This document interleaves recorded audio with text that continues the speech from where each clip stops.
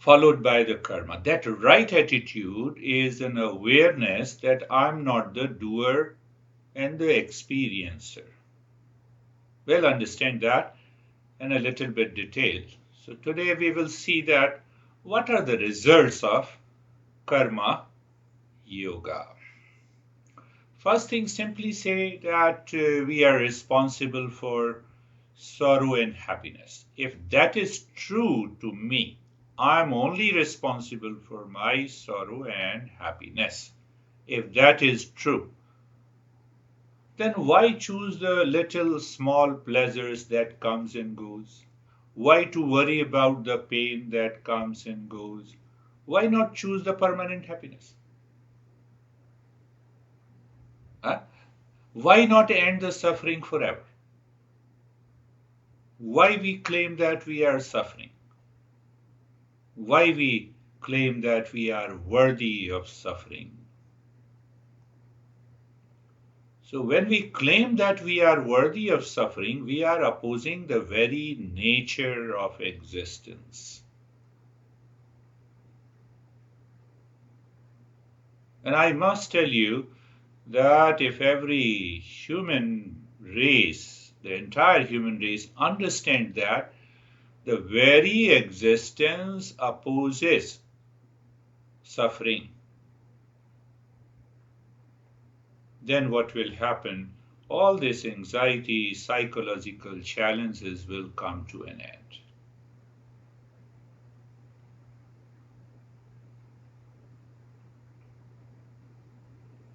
So what is exactly the message our masters gives learning about karma yoga? First thing, that we are responsible for all our sorrow and happiness, sins and virtues. We do good karma, we get merit. Merit is attained. You do wrong karma, bad karma, sin is accumulated. So that sin and the merit and demerit is all about favorable and unfavorable conditions in our life. It has nothing to do with the hell and the heaven. Nobody has seen it. Master is very clear that it has nothing to do with this going to the hell, and I am creating the hell and I am creating the heaven in my life at every moment, because I become the doer and the enjoyer, and by which the ego is developed, and that ego takes over my life all the time. Go back. What do you mean by living unwisely? I've been talking about live wisely. I and Stephen were talking yesterday. So, what is living unwisely means that living by the mind that moves with the instinct, impulse, and the habits. Animals are all living by automatic survival mechanism. Whether you say automatic survival mechanism, or I can say the nature has provided them the chip. And that's why they are regulated, they are controlled, they eat, they do sex, they have a pleasure, they have a sleep, all they are automated. It is done by the chip. So there is no doer and the enjoyer. For animals, there is no doer and the enjoyer. The mosquito sits on your hand, does not say, no, I will choose. If one is beautiful, then only I will suck the blood. I will not suck the blood of the beard guys. It is not possible. So you see that there are no doer and the enjoyer. But we create a doer and enjoyer. So when you create a doer and the experiencer, I have done it, I claim. So that creates the law of karma. I'm pointing you out. So that creates the law of karma. What is law of karma? Cause and effect relationship. And that creates a favorable, unfavorable condition. That creates a pain and the pleasure.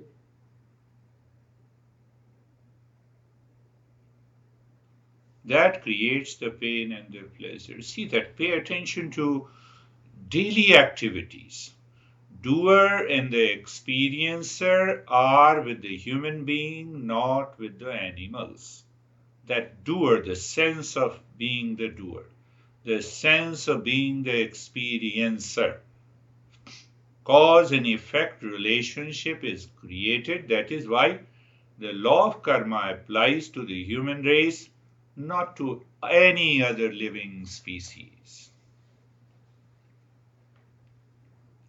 Now ask yourself how many times every day I was upset, anxious, reacted in my life. So I come under the fold of law of karma. And once I am dictated by this law of karma, there is no end to it. Pleasure, pain, suffering, sorrow will continue. Continue.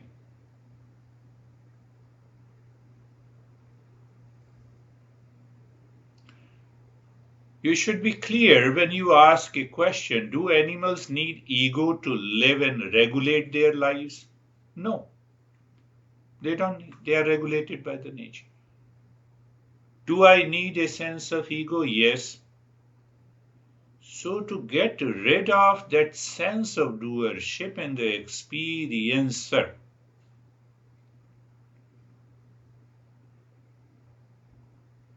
we apply this karma yoga to get rid of the law of cause and effect, and then we are in tune with the existence. I've been talking and I've been repeating again. Let me repeat it again. The tiger eats only the meat. It has nothing to do with the merit or demerit. The doership is not there. Cows eat grass.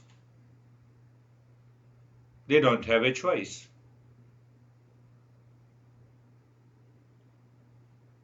So once we understand that it is, and that is why they don't build any habit, they are already habitual.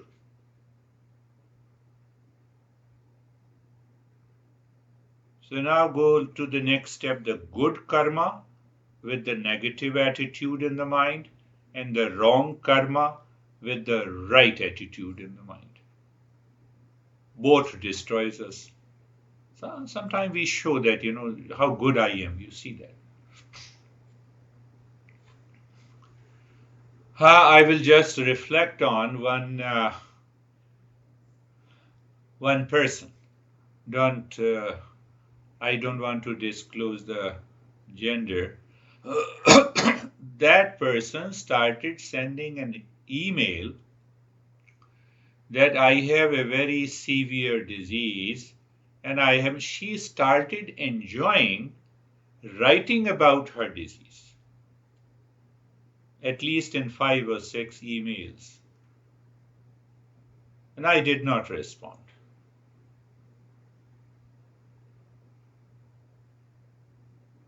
Are we doing good karma with a negative attitude? Negative attitude means guided by the ego, demand, expectation from the people, situations outside.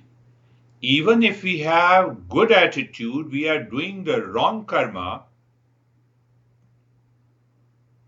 we are destroying ourselves every day.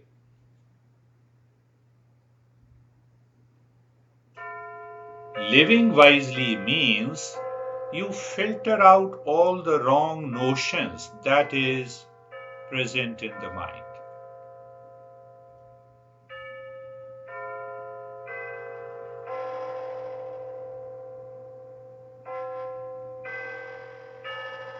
And once that is done, we are on the path of the real karma.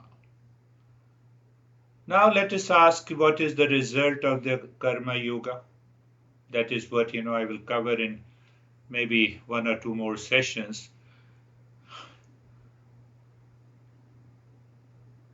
Yes, Krishna, the great master, the originator of yoga and the Eastern wisdom, he says, yoga karmashu kaushalam. Always remember this. By doing karma yoga, what happens? He says skill in action. We'll understand that in a little detail. Karma is used normally for desire fulfillment. Here we are using the karma for a constant and a regular purification of the minds. Once the mind is purified, we constantly live into the state of the calmness, joy, peace. That is why I added, are you living wisely? If you are not living wisely, it means there are some elements, there are some karma, there are some actions that we perform is causing the problem, the pain, the sorrow, the anxiety, the reaction, the duality, and a conflict. The moment any karma is, it does not mean that you are not earning money. It does not mean that you are not living with your honey. It does not mean that you are not doing your professional activity. You're doing everything, outside everything, but inner attitude is changed. I am eating for the sake of survival of the body. I don't eat what pleases me. Even let me have, if I like pasta, let me eat pasta. No problem if I can have those resources. But at the same time, I remember in my mind that I'm eating for the survival of the body. Eat to live or live to eat. Make a choice. Make a choice. Excel in your action or in your profession, at work, or build a ego. Choice is with us. So when we build a ego, karma is used for desire fulfillment. When I build a skill, every day I improve 1% in my activities. So that mind do not remain habitual, instinctive, and impulsive. You change yourself.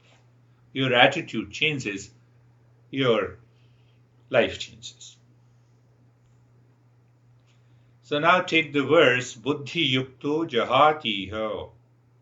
Krishna says, the great master says, once that attitude is attained inside the mind, what happens? That awareness inside merges with my action. Our action becomes natural, favorable, full of calmness and peace. Inside, mind is very clear. It is not impulsive. It has nothing to do with the desire fulfillment. It has nothing to do with the ego. And then I perform my action.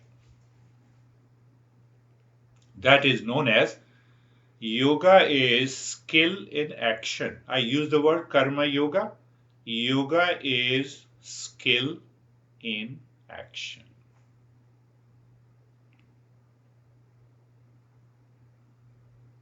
You are going to say something even to your honey. Just check the attitude inside the mind. Is it habitual? Is it guided by your selfishness? Or you want to do the action with the right attitude? Mind constantly lives into that state of expansion. It also helps others. It also helps you.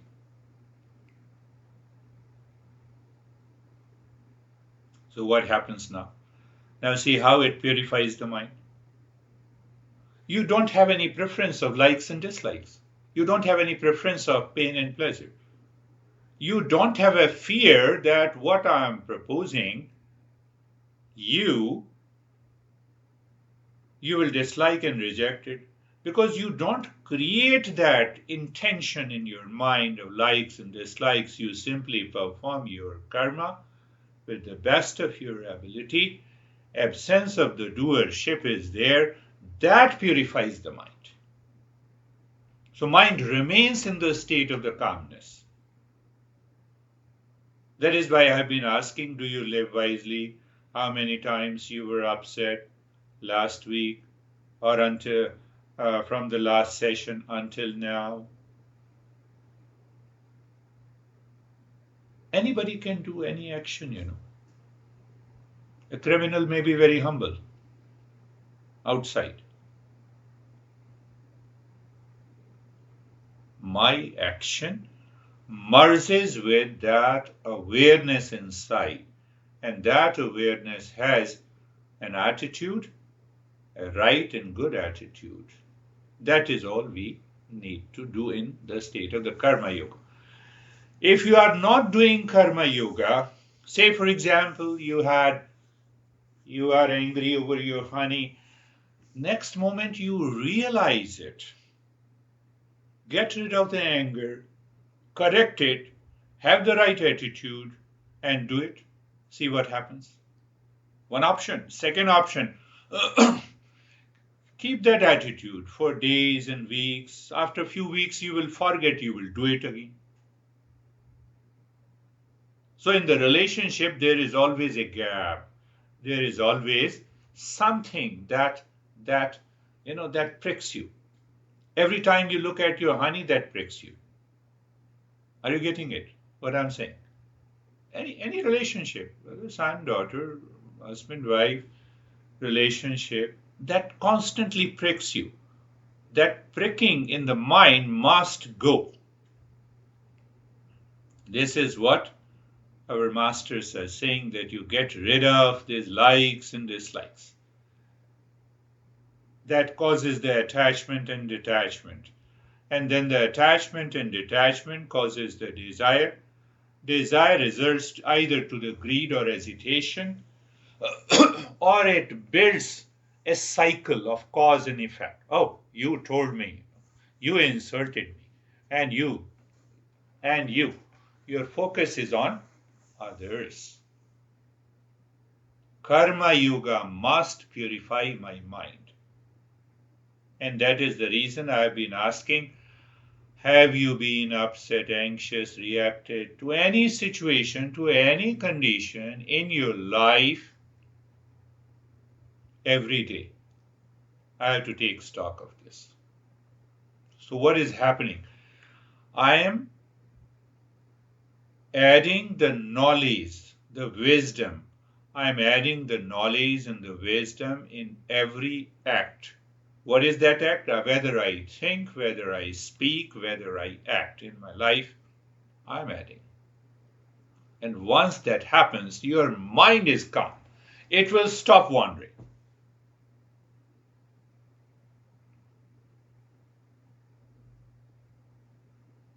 So the first result is that we normally, gradually and progressively, we get rid of likes and dislikes.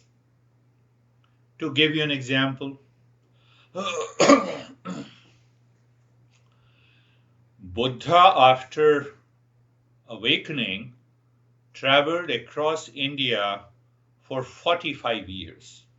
Perhaps, maybe 20 or 25 times he traveled the entire length and the breadth of India, guiding people. Result of karma yoga. You are always full of energy. Full of energy. Vivekananda, who visited United States, he died at the age of 37. He wrote more than 100 books. Can you imagine at the age of 37? No comparison. Shankara, who died at the age of 32, wrote 32 books. At the same time, he was traveling across India and he guided millions of people. Millions of people.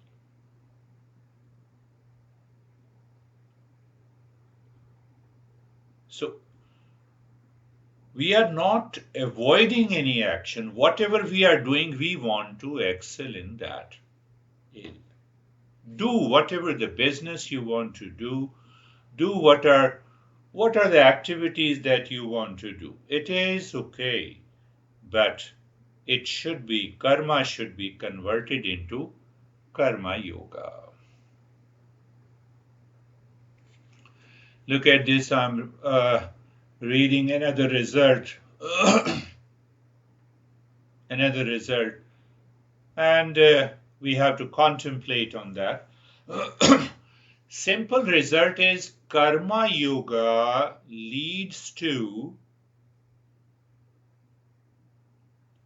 higher consciousness, and the higher consciousness leads to absorption in a higher meditative state. What did we say? I'm just expressing in my own understanding and the thought, karmajam buddhi yukta.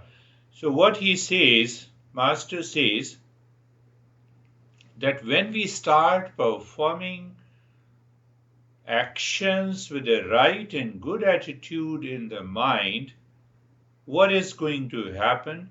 This mind is going to evolve. Purification will take place.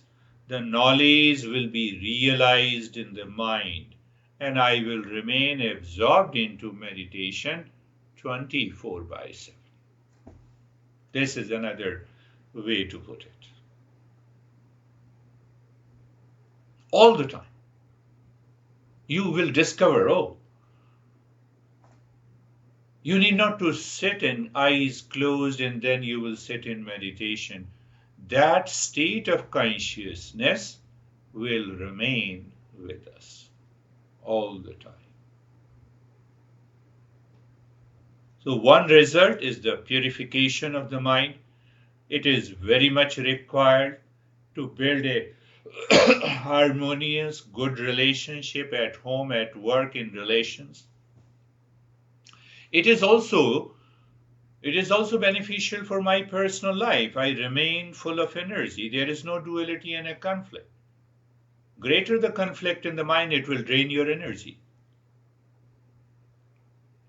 We are more mentally tired than physically tired. Do you take it?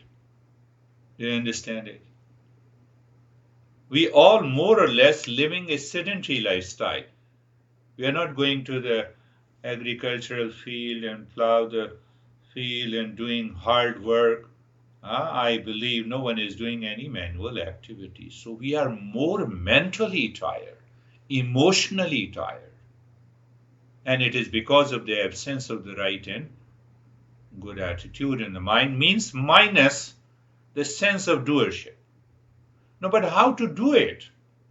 You start thinking in that way, I'm not the doer. Let it be done.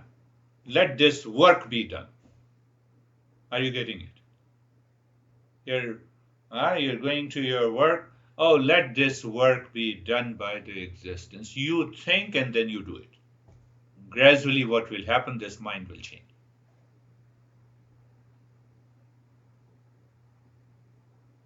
I'm repeating it again for the sake of clarity. So I said the karma yoga, not for the desire fulfillment, but you fulfill the desire, you get the result. Yoga is a skill in action. So I'm performing the skill, the reward will come to you. That is the first. Second is that the result of this karma yoga results into higher awareness all the time. You are absorbed into meditation. The time comes, you practically realize and experience. What do you experience? In the past, a particular situation was causing the problem to you and anxiety to you, but now because of the karma yoga, the same condition you are facing, now that becomes an opportunity for you. Every problem and the pain becomes an opportunity for you. Why it becomes? Because your mind instantly picks up existence is always looking for peace and happiness, and I'm a part of the existence. How dare my mind feels that I am in anxiety or reacting or duality in a conflict. You are married to your honey, only one factor is the existence. Now, if you say that my honey is crazy, no. My honey gives me an opportunity to evolve. That is what the right and the good attitude in the mind. So the very cycle of, I have been telling you, the very cycle of soulmate, marriage, soulmate, divorce, remarriage stops. Well, it's not only in a relationship between the two, but any relationship between the son and the daughter, professional relationship. This is what the master is saying. Then what happens? You are dropping the cause and effect relationship from the mind first, and that is being expressed in your daily life. So now the law of cause and effect is gone. You enjoy that freedom. That is the beauty of the karma yoga.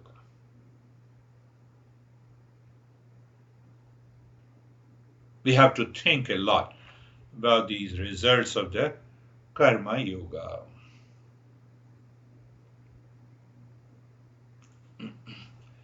I'll take one more benefit from the same text. What happens because I'm living in a higher awareness, that delusion, attachment and detachment do not touch me.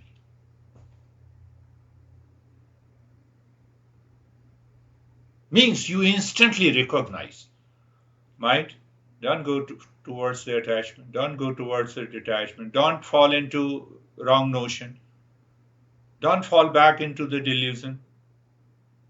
You have that inner voice. You have that level of awareness. That spark is there in you. No. I should not be carried away by any form of delusion. So it's a gradual process. It's a progressive in nature. One day we committed a mistake, we realized we corrected it, and gradually it helps us to live in the state of the higher awareness, and we find that it is play and fun. It is play and fun. The life becomes the joy of conscious living. Kindly contemplate and reflect. Once you contemplate and reflect, then what you do, start living wisely. I know you all are living wisely, but I'm still saying, for the sake of saying.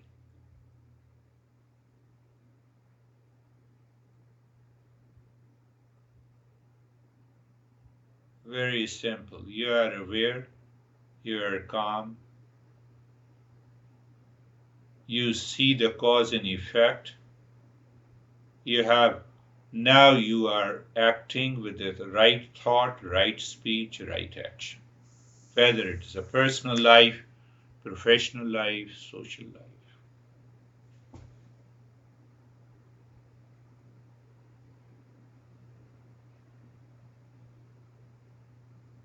Others are not listening to me.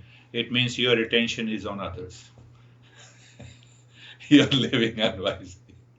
I know you might be thinking, I don't understand, your principle. No, it's not my principle.